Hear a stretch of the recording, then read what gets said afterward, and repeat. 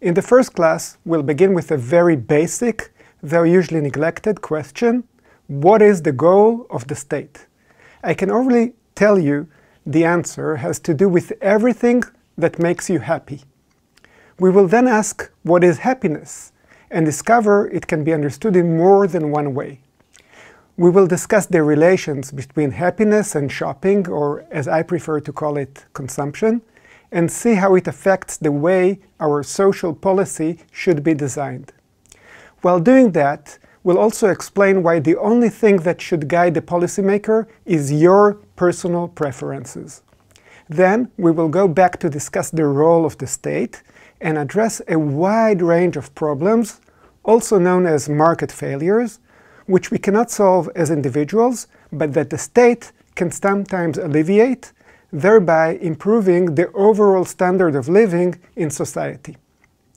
We will study the importance of economic growth and understand its underlying mechanism. On the way, we will learn more about the rich and poor countries in our world, trying to understand how a country can become part of the first group, the rich countries, and not the latter. We will then proceed to discuss another role of the state, which is distributive justice, making the poor less poor and decreasing income and wealth inequality.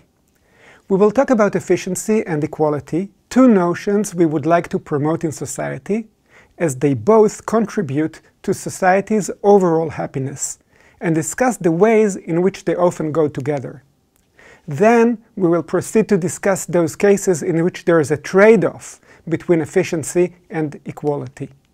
We will delve into some philosophical questions and try to choose a moral framework to look through at our society and the way resources are being distributed in it. We will find out eventually that we should all be utilitarians. We'll then apply our newly gained knowledge to a real-life example. Do you know someone who was injured in an accident? I hope not. But if you do, did that person get any compensation? Was it taxed?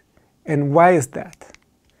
We'll see that in order to answer the question of whether and how such damages should be taxed, we have to look beyond the conventional thinking and apply our policy-oriented method of analysis.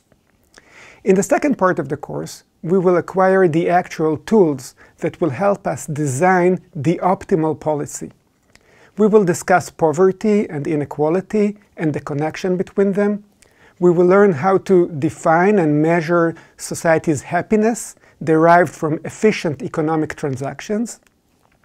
You will be surprised to know that most of you were involved in such transactions, even if all you did was babysitting or mowing your neighbor's lawn. This will be followed by defining and measuring the cost that imposing taxes has on social efficiency. Some of the taxes do not raise any tax revenue, but merely distort behavior, making everyone worse off.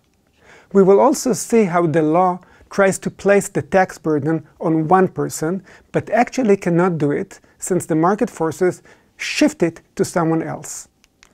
We will understand what determines the economic burden of the tax regarding individuals and corporations. Finally, we will take an integrative view of the system we all live in, of taxes and transfers, and explore the mechanism by which the state operates it.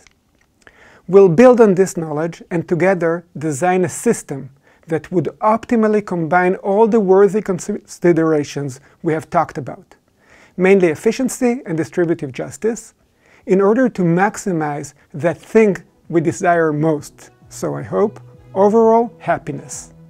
So let's begin the course.